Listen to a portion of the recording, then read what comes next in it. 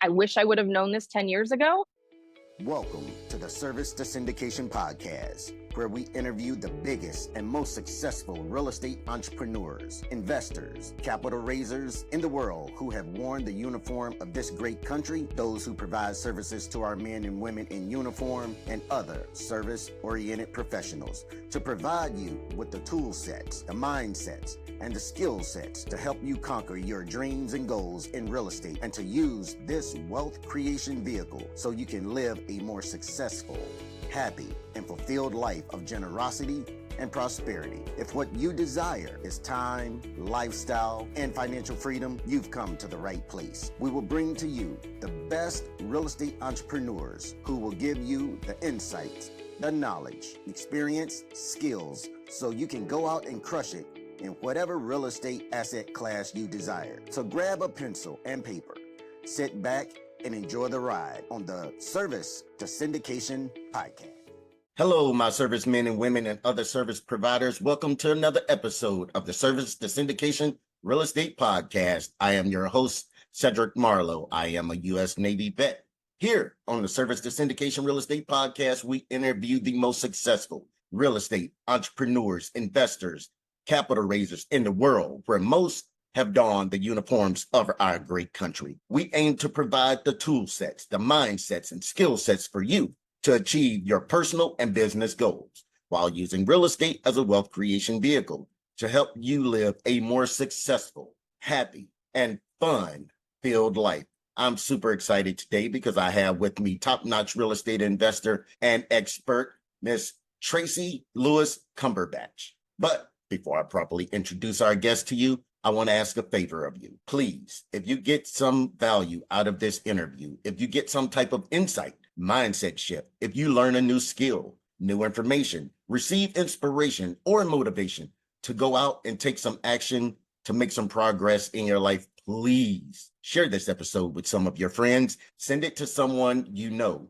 who might be or could be interested in real estate. Share it on your social media, post it on your wall, and share it in your stories. Help us spread our message while you help others. And for all of you who share this episode, I want to say thank you. Again, everyone, I have with me Miss Tracy Lewis Cumberbatch.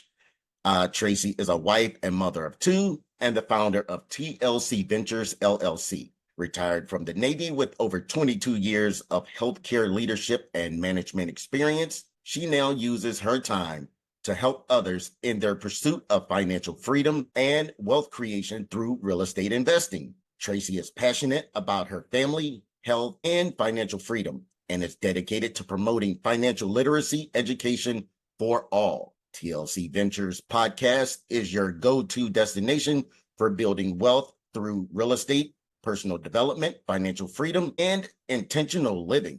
Through this medium, she helps others discover the path to designing the life of your dreams and achieving financial abundance while having fun along the way. She has invested in a broad range of real estate assets since 2007, including single-family, small and large multifamily, and private lending. After recently closing on a 10-unit apartment building in San Diego, Tracy now has over 500 units in her portfolio and $30 million of asset under management. Currently active member of Multifamily Mastermind, Go Abundance Women, The War Room, and Active Duty Passive Income. All right, Tracy, again, welcome. So the first thing that I like to do with my guests is have them sum up their real estate journey in 75 seconds or less, and we'll start to unpack all of that. Thanks, Cedric. What an introduction. I'm so excited to be here with you and your guests today. All right, 75 seconds of my real estate experience and history. Man, I bought my first house in 2007. Had no idea. I was not planning to invest it. It was for me to live in. House hacked that with a roommate. Next thing you know, I'm a landlord because I got orders to a different area and I decided to rent it out. Fast forward about 15 years, I watched all these people make money in real estate and I knew I could do it too. So I was looking for my first opportunity to get into real estate and ended up discovering syndication. Fast forward, did some education, got in on my first commercial deal in the summer of 2022. And then now I've done that 5 more times with a few other syndication deals as both a limited partner as well as a general partner. So I'm sure we'll get more into what those things are. And now I'm just super excited to kind of share what I've learned along the way with others so that they can take advantage of these opportunities as well. Love it. Love it. Okay, so you're an entrepreneur, real Yes. estate investor, sought after speaker, educator, and let's not forget the most important job of being a wife and mother.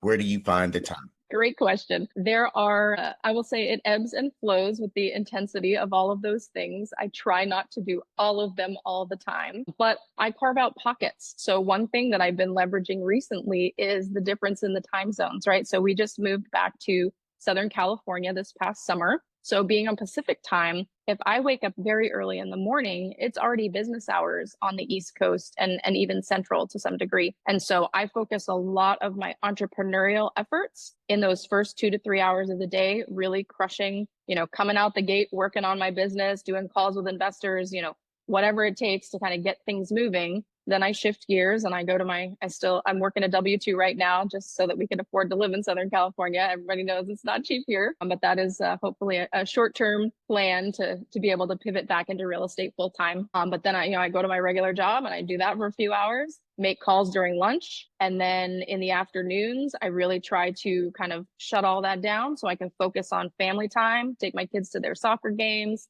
Sometimes I take calls while we're at soccer practice, but we, do the activities with the kids, come home, and then it's family time.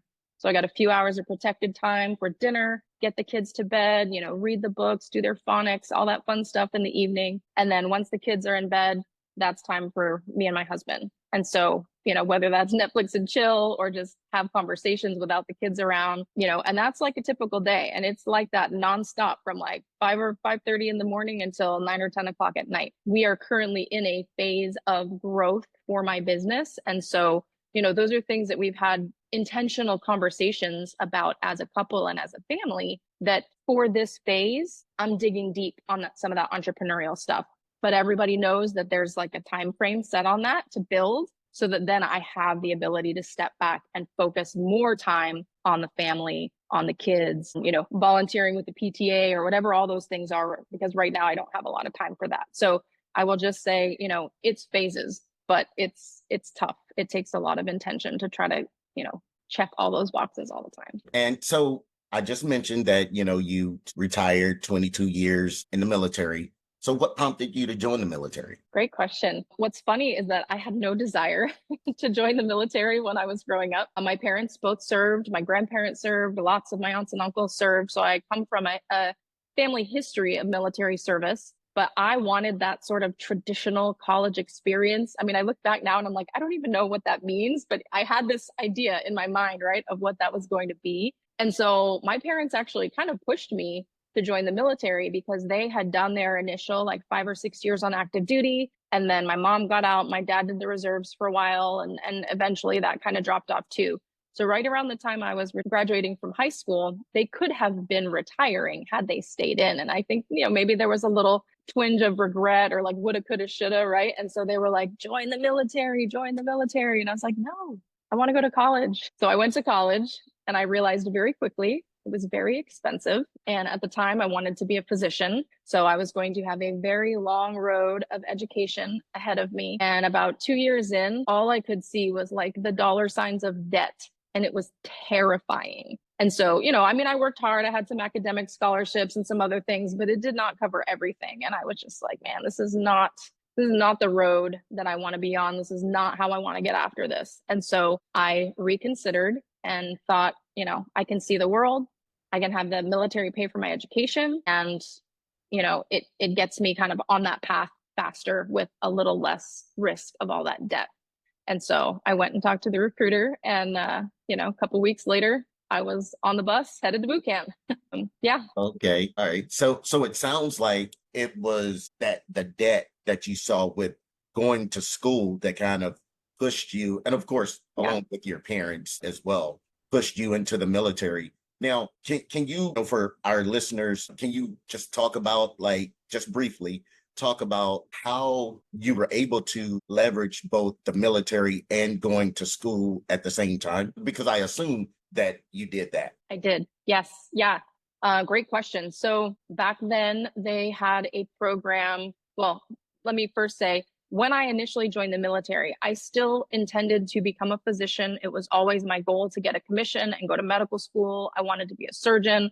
So those first like 6 years that I was on active duty, I was a junior enlisted sailor, hospital corpsman. My primary focus was like make rank, be competitive, finish my degree so I can go to med school. Like that was my focus. And so they had some programs on campus through the Navy College office where I could get my degree in healthcare administration faster than what it was going to take me to like finish a bio pre-med degree where I had to do all these labs and all these like other things. It was just going to take forever. And so after consulting with the Navy College office, I was like, all right, this is what I'm going to do. I did my prereqs and then I applied for that program. I went to college on the weekends. So, I mean, I was in that hospital every day of the week, like for years, because I was working Monday through Friday. I was going to college on Saturday and Sunday, but it was about 2 to 3 years of like really intensive focus on finishing school. But I was able to do it through Navy College. I used tuition assistance, and then I used top up, what at that time was the GI Bill top up program, to pay for the difference because I was taking so many classes that it was more than the tuition assistance allowance. But yeah, so I was able to leverage those benefits, and the school was on campus at the hospital that I worked at. That was great. That was great. Yeah. So, you were able to leverage that into your becoming your full-time career, doing it and still getting paid through the military all at the same time. I love it. Okay, you're a military officer.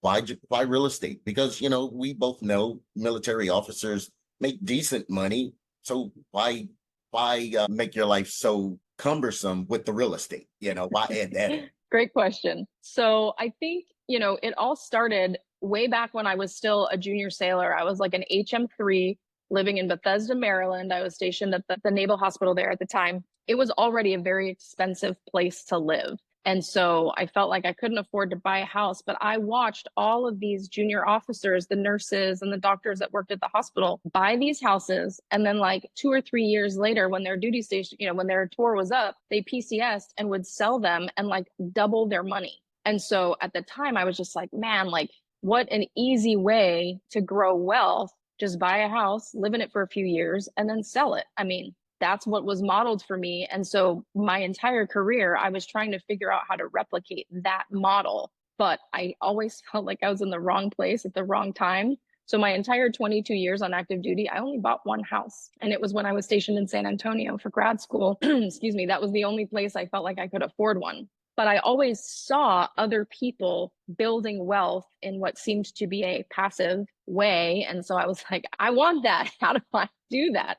But I always felt like I didn't have the bandwidth to figure it out because I was always working and going to school. At first, it was pursuing my commission. Then it was going to grad school. Then it was trying to make the next rank, always trying to be competitive. So it wasn't a priority to actually figure out how to do it. But I kept seeing other people do it. And as I got more education in personal finance and started pursuing financial independence, that was where I really started to dig in on like, I know there's a way to do this. I have to figure this out. And so that was really the turning point, I think, for me, was when I started digging into financial independence and heard all these people really talking about this passive investing in real estate. That sort of started that spark or that mission for me of like, I'm going to figure this out one way or another. I'm going to figure it out. Yeah. So you have 500 plus units. So what markets are you in? Great question. So currently we have projects in North Carolina, in the Jacksonville market, very close to the Marine Corps base down there. I have projects in Murfreesboro, Tennessee, which is like a suburb of Nashville. And then I have some projects in Oklahoma. And then most recently here in San Diego, where I live. Okay. I'll just say this, all great markets. I've looked at most of those myself in my investing career, but haven't pulled the trigger I came close in Oklahoma. I did come close. And then I don't know, the nerves got me. It was I'll never forget this, 91 unit apartment building. And I underwrote it. And my numbers actually was higher than what, they were offering. Like I would have been able to really pull this thing off. but I was still kind of young in the commercial real estate space. And so I didn't pull the trigger, and I got an email from the broker. It came back, and the people who offered on it got it for 3.3 million. I beat myself up for a while on that. Yeah. I mean, 91 units for 3.3. We're talking 2022. That was unheard of. Something so cheap, so per door. But anyway, so what class assets are you investing in? B, C? Primarily B class. I and the people that I partner with really like to focus on affordable housing, places that average Americans, hardworking people who just need a nice, safe place to live, but don't want to spend an exorbitant amount of money for a luxury apartment. That's really where we focus on, is affordable housing. And so how are you guys finding these deals? Excellent question. So I love this question, because for us, me and my partners, I partner with a number of different teams, but there's a couple of things that you'll see that are sort of anchor points as I look at who I'm going to partner with, and ensuring that we're in alignment on what our values and what our goals are. And one of the things that is really important is relationships. And so the majority of the projects that we're working on are not found on Crexi or LoopNet. They're either found through relationships that we've built with local brokers, or relationships that we've built with the actual owners of the property. And so I love to talk about the projects that we did in Jacksonville, North Carolina, because both of those came out of significant investment in relationships and understanding who these owners are, what their pain points were, being able to clearly communicate with them what the value that we could add to them and to their property. Both of those projects were older gentlemen who were looking to get out of the business. Their families didn't really want to inherit and run the projects, but they had invested their life into running these properties. And so they didn't want to just sell it for a quick buck. Like, it was important to them to make sure that their tenants were going to be taken care of, and that, whoever purchased the property from them was going to sort of carry on that legacy. And so for us, it's all about relationships with brokers, relationships with sellers, relationships with the community, the leadership, the local mayor,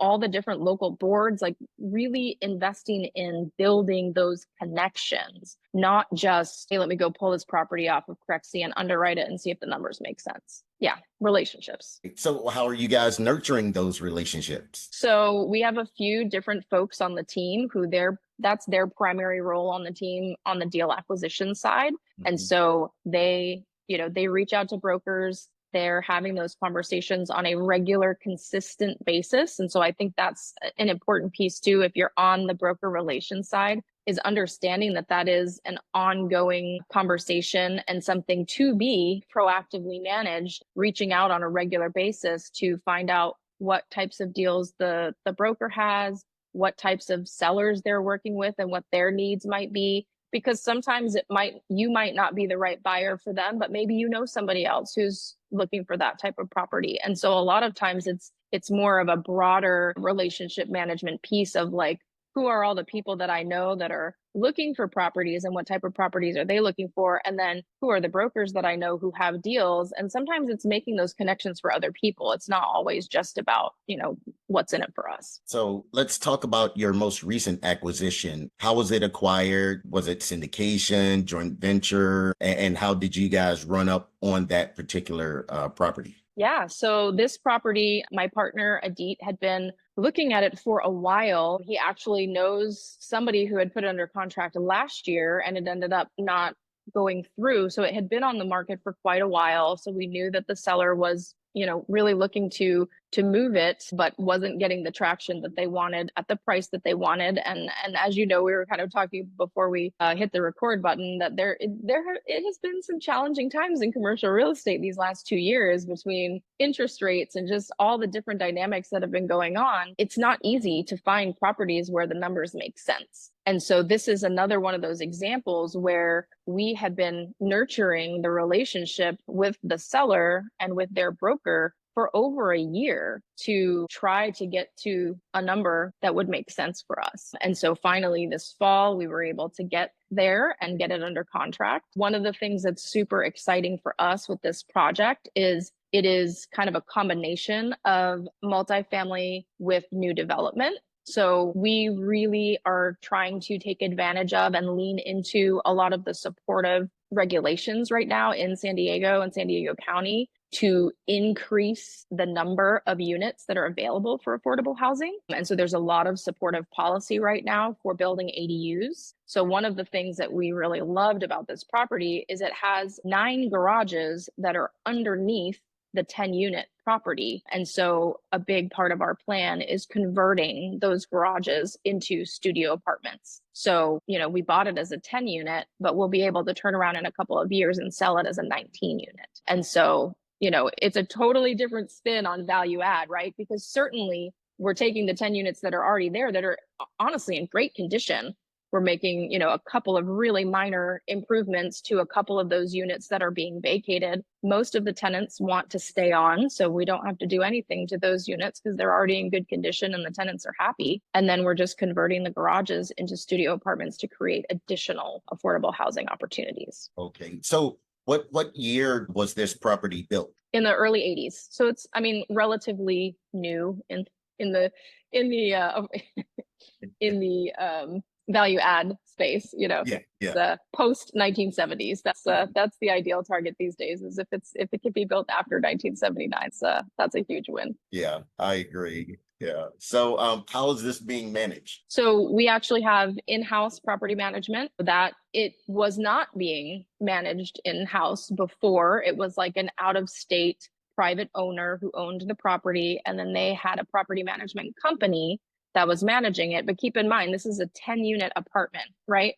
And this property management company manages hundreds, thousands of units across the area. So the one property manager who was assigned to manage this 10-unit property was managing a portfolio of between 400 and 500 units total. And so the 10-unit property does not get a lot of attention when they're also managing properties that are 50, 60, 100, those are where the focus goes. And so that creates an opportunity for us to be able to come in and with a few minor tweaks, make significant improvements to reducing expenses associated with property management. So like 2 quick examples, we were able to contact the trash removal service, and just by having a conversation with them and negotiating over the phone, we reduced the trash contract almost by half.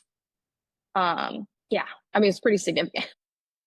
And then similarly with like the landscaping contract and some of those things. So it's like, it's not this like huge thing that we're coming in and doing. Like the actual effort to make those phone calls and to be a little bit proactive with some of those things, bringing the management in-house really allows us to take control over some of those things and pull those levers to reduce expenses. Same thing with increasing the rents. Like they're nowhere close to market. And so we're working, again, because our focus is affordable housing, we're not going to come in and just like jack up the rents to max market rent, but we are going to implement an improvement cycle so that we'll raise the rent only 10% each year. So even if market rent is $2,700 a month and they're currently at $2,000 a month, we're not just going to jump up there. We're small increments over time on an annual basis to move in the right direction. But that's because they haven't been raised at all in, years. So it's all these little things where just making minor tweaks to the way that the business is being run has huge impact on the back end when you're directly impacting the NOI. And then once you multiply that with the cap rate factor, it significantly changes the actual valuation for the property. Okay. Now, because you guys have property management in-house with your team that you guys purchased this, is there an asset manager? Yes. We do keep those hats slightly different because they are different functions, right? Asset management's looking at kind of bigger picture and tracking along with what is our business plan and are we following it? Whereas the property manager is more in the weeds on the day-to-day, managing the leases, doing all of that. So yes, we do have both of those roles. Okay. Now, although it is the same people who are doing them, but they are differentiated as separate roles and responsibilities. Yeah, definitely. And that's can be done because of your business plan. When you buy these type of apartment buildings or whatever type of commercial asset, you want to have a business plan. how that Yeah. business is going to function, because it's not just real estate, just so everyone out there who's listening understands, it's a business. It's an investment, you invested in it, and you want to make sure that it grows and appreciates. So you have a business plan on where you see this property going in the next 5 years, 3 years, whatever your business plan holds. So yeah, so it can be the same person, but two different hats that they wear. So I understand. Yeah, quick point of clarification. So I was referring to the project that we just closed on here in San Diego. So those projects we do in-house property management. But the other projects that I've worked on previously, the ones we were talking about in North Carolina, Tennessee, and Oklahoma, those are much larger projects, 100 units plus. We definitely partner with local property management partners on those. And so in those projects, it is a separate entity that we partner with and have long-standing relationships with those local property managers, because they manage multiple properties for us within our portfolios in those areas. Okay. All right. You did use an acronym, but I want my audience to understand what an ADU is. I know what it is, but some people may not know what it is. Can you please explain that? Yes. Yeah. Thank you for pointing that out. I think it's so easy when we sort of live in this world all the time. We forget when we start using jargon. So ADU is either additional dwelling unit or accessory dwelling unit. It basically, in its simplest sense, a lot of times is like, picture a single family property. You've got some room in the backyard. You build an additional like studio apartment where you can have, bedroom, kitchen facilities, and bathroom, and you can rent that out as a different, as a totally different dwelling unit. For a lot of times, think like they used to be called mother-in-law suites, or that type of situation where it's designed to be small, but it's on property, it's close by. But because of the significant housing shortage in San Diego, they've really expanded the latitude at which we can build and convert.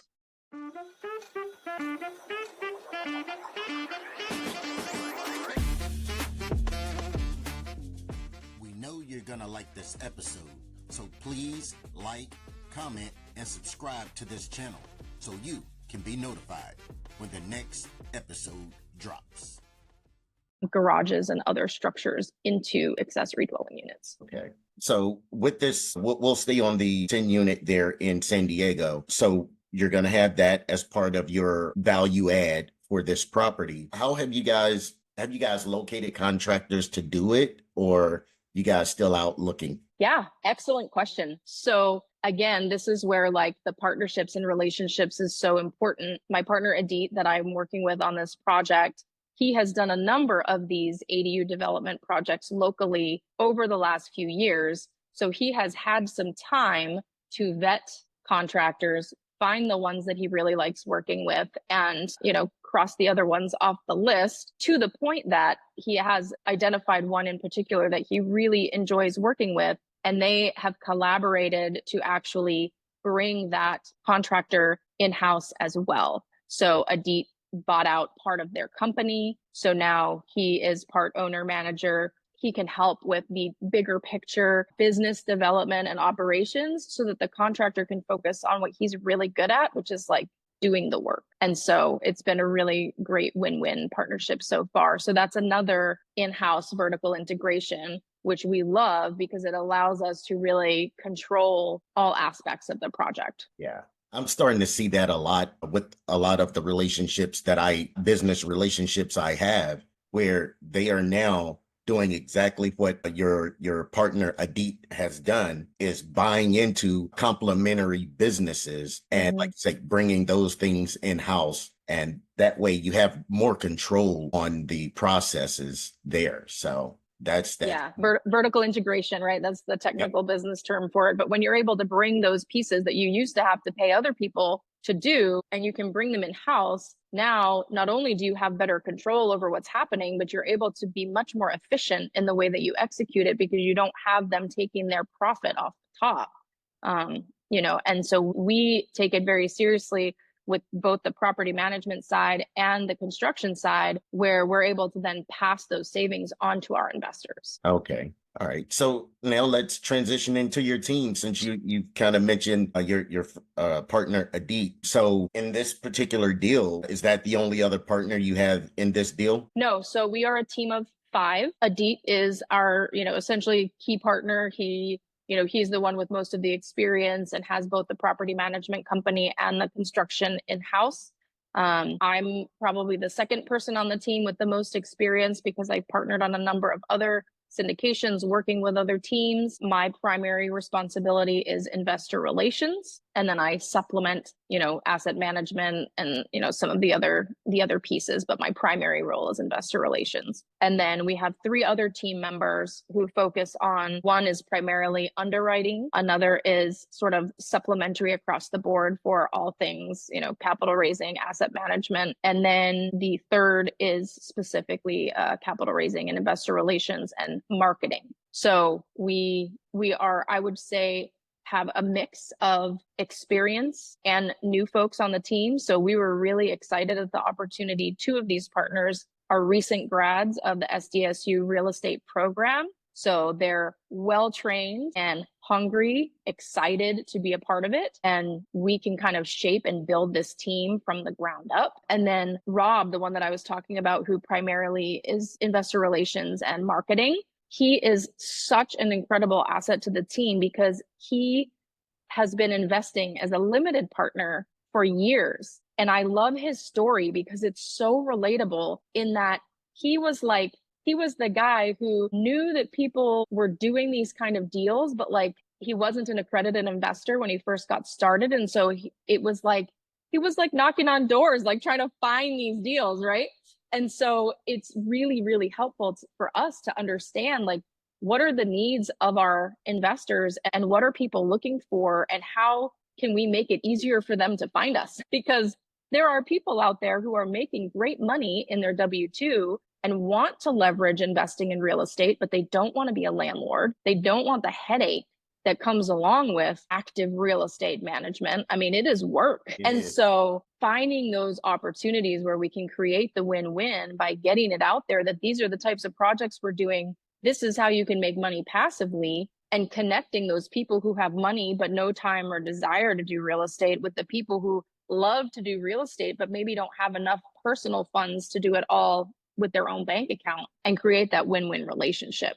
And so, yeah, it's been a really, really exciting opportunity to work with this team. This project is our first project together. But like I said, Adit's been doing this for years. I've been partnering with other teams doing syndications for about 2 years now. And then Rob's been investing in syndications for years as a limited partner. So he has a lot of experience of what it feels like on the other side of the equation, and can really help us inform our process and the way that we connect with investors to make sure that it's a really positive and streamlined experience for them. So now, was this a joint venture or syndication, or? We did syndicate it. It was just big enough that it made more sense to syndicate. And we actually really like being able to provide this opportunity for people to partner with us passively. And so, to us, that's part of creating that win-win relationship where investors can put their money in these projects to grow passively. And that enables us to do more projects like this when we're allowing other partners to come in and join us versus just trying to do it ourselves. So on this particular deal, are most of your investors retail investors, or are they real estate professionals? Ooh, very good question. So I would say it is a mix, but probably 80 to 90% of our investors are our friends and family, colleagues, people that we have known for quite some time who have been looking for an opportunity to get into real estate without doing the landlording. So I would say that's majority of the investors. We do have some that are more retail or accredited investors who are just looking for deals to grow their wealth. But I think majority of you work really hard to be able to present the opportunities or, friends and family opportunities for non-accredited investors. So if you're not familiar with that term or the regulations, in order to do syndication, there are very specific SEC regulations with how you can present an offer, who you can present it to. If we're doing a 506B syndication, I can't just go on my Facebook and be like, hey guys, I have a deal. We're offering these types of returns. Who wants in? You can't openly advertise like that for a 506B. So that's why it's really important to have an investor relations sort of plan or timeline where, if I have a deal, I'm not pitching it to anybody that I just met. Anybody who I'm giving the opportunity to invest in my deal is somebody who I already connected with and have been building a relationship with. And so my goal is to really focus on, casting that really wide net on a regular basis to make sure that people know that this is something that you can do. And we would be someone that you could partner with in the future. But first, we have to establish that connection. We have to build that relationship so that when a future deal comes up, you are in our sphere of influence and you know that it's coming. And so that's the tricky part, and kind of like what I was talking about with Rob. Like, he knew that these deals were out there, but he didn't know how to find them because you can't openly advertise them if you want to allow non-accredited investors to invest in your deal. And so it's a, sort of a two-sided coin of like focusing more on education and making sure that people know that it is an opportunity. And then, maybe at some point in the future, it's a good opportunity for them to partner with us on a specific project. So how are you going about teaching or educating people about financial literacy? Because I mentioned that there in your bio. Yes. Yeah. So I have a couple of different ways that I'm doing that currently. Part of that is just sort of like organically on my Facebook and, sharing on Instagram stories, different things related to financial independence, financial freedom, and sometimes even just as simple as mindset. I think so many people don't realize how much mindset affects the way that you see the world around you, which then affects, do you have limiting beliefs around money? Are there things that your parents said when you were a kid that made you think certain things about money, or like negative thoughts about rich people, or, whatever it is, right? Like, we don't realize a lot of times all of these things that we pick up as we go through life. And until you start challenging those thoughts and really shifting your mindset, it opens up this whole new world of opportunity that you didn't realize that you were closing yourself off to because of the way that you were thinking about things. So I define like influencing in the financial independence space like very broadly. It's not always just talking about like, here's how you manage your budget. For me, it's a much bigger thing than that. But so focusing a lot on mindset and sharing those things in my sphere of influence, but also more specifically, I do some education and coaching specifically regarding real estate investing and commercial real estate investing. So you mentioned that I'm a member of ADPI, which is Active Duty Passive Income. So that is the program that I did initially when I first learned of syndication. And I was like, what is this thing? It sounds really interesting, but like, how does it work, right? So I did the ADPI Military Multifamily Academy is what it's called. And it's like a 12 or 13 week cohort where you actually go through with a group of other people and you learn an actual curriculum with modules of all the different pieces of like, what is a syndication? How does it work? What are all the different GP roles? How do I figure out which one is right for me? What are the different asset classes? You mentioned asset class, right? Like, what are all these different things? And how do I figure out like where I might fit into that very big, puzzle? And so I did that program. That was where I got my initial start into commercial real estate investing. And then after that, I joined other masterminds. Well, now I teach. I'm a hero with that program, and I'm coaching specifically around investor relations and capital raising to help other people learn the ins and outs of how to get into commercial real estate and what that looks like. Additionally, I'm in a couple of other masterminds that focus on kind of more broad focus on financial freedom, building wealth through real estate, buying businesses, entrepreneurship in general. So the one I think that's been really great for that is called the War Room. And so we actually have an event coming up. So the War Room is like the paid mastermind that's associated with From Military to Millionaire community. And so this year they're doing the very first military financial freedom conference. It's coming up at the end of February. So I'm actually going to be speaking at that event. That's in Knoxville, Tennessee. I can provide you a link afterwards if you want to share that in the show notes if people want to check it out. But that is coming up, From Military to Millionaire conference. So I'm definitely taking advantage of a lot of different ways to kind of share what I've learned and my own personal experience in these different groups that I'm a part of, where people have already said like, hey, I'm interested in learning, like, what do I need to know? And so I love that both of those communities, in particular ADPI and the War Room, are specifically for military veterans, their families. Like, the focus is on kind of reaching that hand back to the same community that we are a part of, to say like, let me show you how this worked for me. And so those are a few examples of how I'm giving back and providing education. Yeah, that's awesome, because ADPI, I'm a member as well. And anytime that, someone posts a question and I have some insight on it, I make sure that I chime in and add as much value to that person or to the question as possible. So yeah, I definitely love that community. So yeah.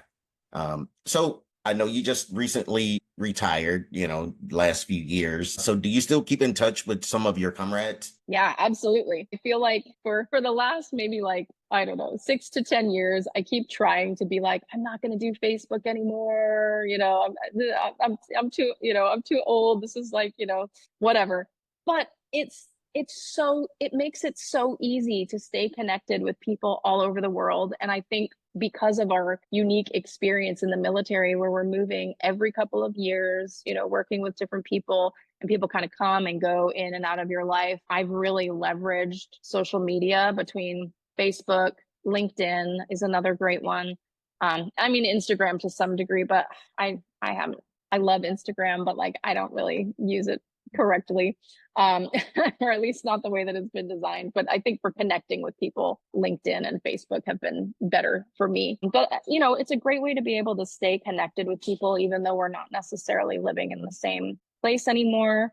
But yeah, I absolutely try to stay connected. I think when I retired, that was the single hardest thing about retiring, is that instant feeling of community and connection that you get when you're at a duty station. I spent my whole career, I moved or changed jobs every 2 or 3 years. Within weeks to months of getting to a new place, I already had my people, right? That instant like family that you get when you get to a new duty station. And when I retired, we spent 4 years in San Antonio, and I met a lot of incredible people there, and definitely had some like pockets of community, especially within the real estate space. But it was, I don't know, it's hard to put to words exactly, but it was really difficult for me to feel that sense of community and connection after I retired. And I think that's another reason why I've found such great value in the ADPI community and in the War Room Mastermind. Is it's a great place where there is a group of people who know and understand that same thing, and have that instant connection of military service to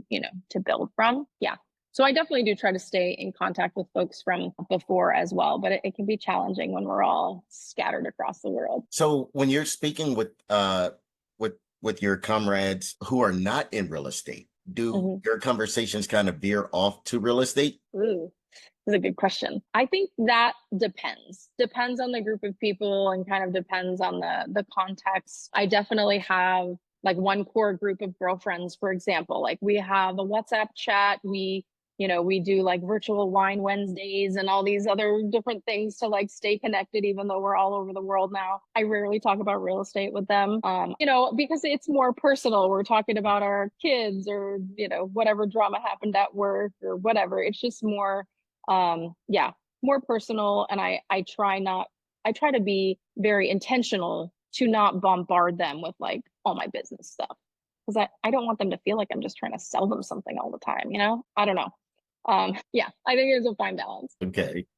Yeah, it gets that way sometimes. I know, like with my personal friends, they're not military. Well, some of them are, but my group of friends that we have lunch periodically during the week, I don't bombard them like you're saying with real estate. However, there's one of the guys that's his wife is in real estate, and he kind of, backs her up and everything like that. So sometimes we'll get off on that track, and I just, I talk about it. I don't wear it on my sleeve, I just give them as much information as I need to, and then I'm back to just being Cedric, and but you ask me a question, we're going to have a conversation. That's for certain. Yeah, I think that's, everyone in your network likely knows you as a real estate guy, right? And so I take that to, to heart in some degrees, where like I don't feel like I need to go and like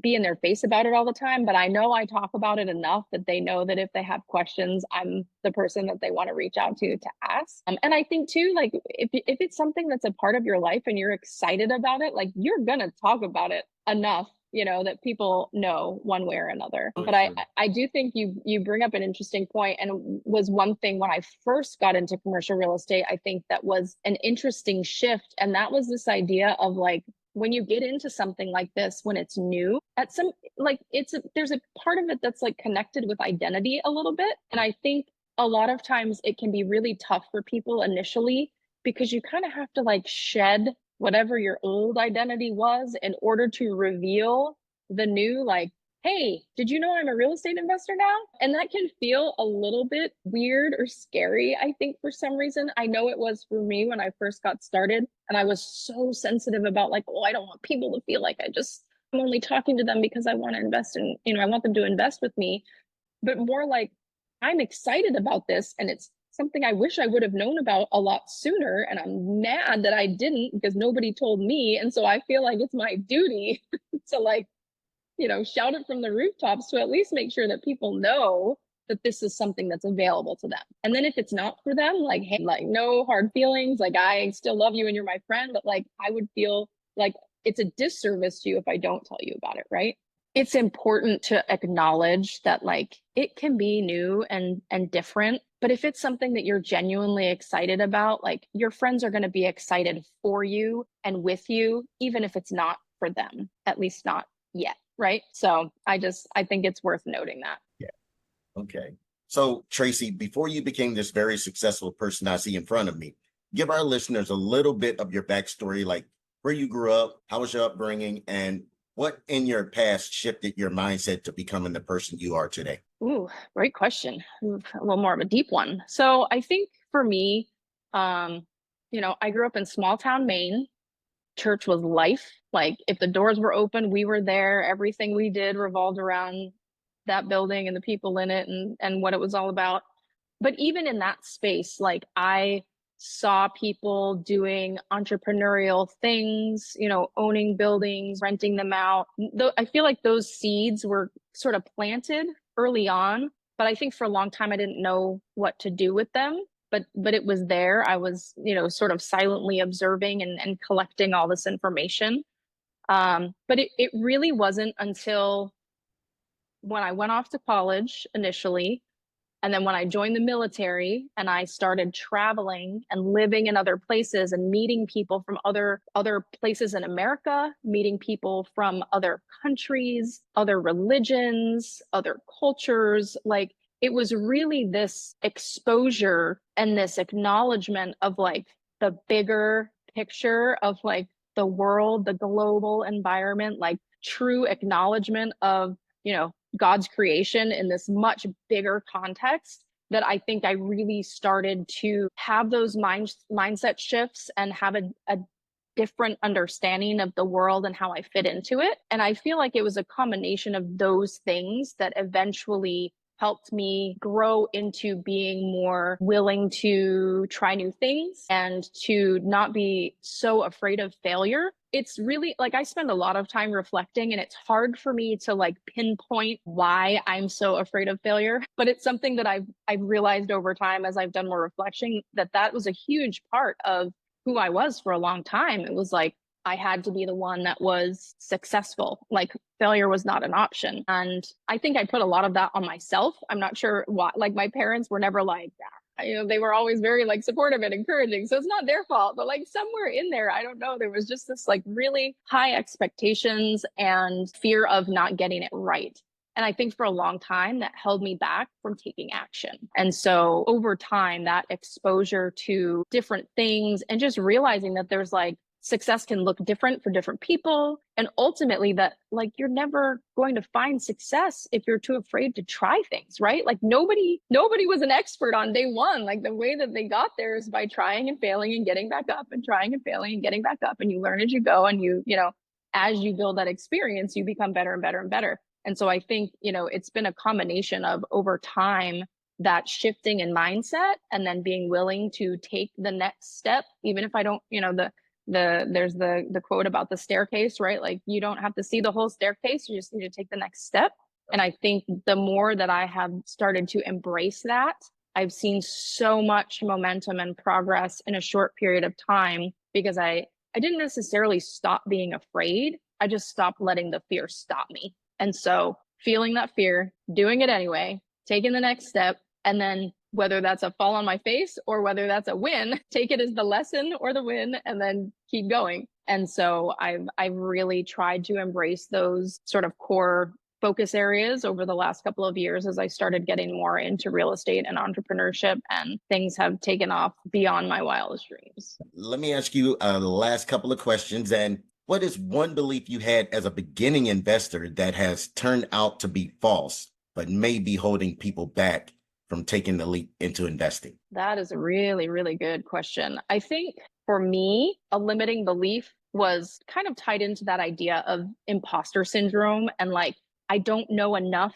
yet. Like I need to know more. I need to be more of an expert before I can start actually doing something. And this like desire for more and more and more knowledge so that I would feel ready. Mm-hmm. And so the belief ties into that idea that like at some point you're going to feel ready. You're never going to feel ready. It's just not going to happen until you actually start doing it. Right. And so I think that's the piece that I would encourage people is like, yes, you want to make sure you know something so that you know enough to take the next step, but you don't have to know the entire roadmap. You don't have to have the A to Z. You need maybe the A to B or the A to C. And you really only need to know enough to be able to reach back and help the next person learn what you just learned. And then you just keep going. As you learn something new and you implement that into your business and you grow, now you can help other people do that too. And so embracing that idea of like, I'm not positioning myself, when I first started especially, I was not positioning myself as an expert. I was like, I'm learning this. I think this is amazing. I wish I would have known this 10 years ago. I'm going to start talking about what I'm learning. That's it. I was not an expert. I just finished an education program, right? Like I had not done a deal, but I was excited about the prospects of it. And so that's kind of where I started. It's like, okay, well, I can tell people about why I think it's cool. And then, now as I've done more deals and I've learned some things and had some experience, I can start to position myself as more of an experienced investor because I've actually done some things, but I would have never done those things if I didn't start doing them. So don't be afraid to take action. Love it. So, well, Tracy, it has been a blast having you as our guest today. As we close out, please tell our listeners where we can learn more about you, get in touch with you, and learn about all the fabulous things you have going on right now. Yeah, thanks again, Cedric, so much for having me. You can find me at tlcventures.biz, B-I-Z. My email is Tracy, Tracy, at tlcventures.biz. And I'll make sure Cedric has all that information so he can include it in the show notes, along with the upcoming event that I mentioned where I'll be speaking. We'll make sure that gets included in the show notes as well. Tracy, again, I want to thank you for your time today and all the wisdom you have provided to my listeners. It's greatly appreciated. And I want to thank you, our fans, for tuning in to the Service to Syndication Real Estate podcast, where we want to provide value to you and your investing business. Please tune in to our next episode where we will interview another fantastic investing professional. See you next time. Thanks, Cedric. Thanks for listening to the Service to Syndication podcast. We want you to know that we love and appreciate your support, and we are grateful about being a part of your journey to becoming a successful real estate entrepreneur. Please share this episode with a friend who you think will get a lot out of what you just heard. Send it to someone who you know is interested in real estate and dreams of having it all and being the best they can be in all areas of life. And if this was really valuable, share it on your social media stories and timelines. Thank you for watching and listening. Now go be great.